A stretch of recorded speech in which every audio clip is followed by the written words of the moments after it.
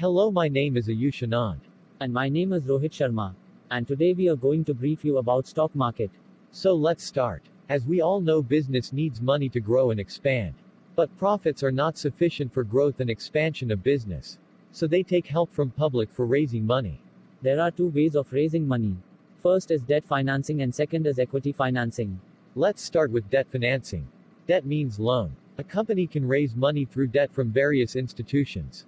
They can utilize the money raised and after a mutually agreed period they have to return principal amount along with interest thereon. Best example of debt financing is bank. When company raises money through equity financing such as angel investor, venture capital or stock market, the company neither has to return principal amount nor it has to return interest on that money. Wait, what are you telling? Company neither giving money not interest, then what exactly company is going to give? In return for the money raised for equity financing, the company give investors a stake in their company, that is investors get a small portion of the company. Now this process where the company raises money from the stock market, it is known as equity financing.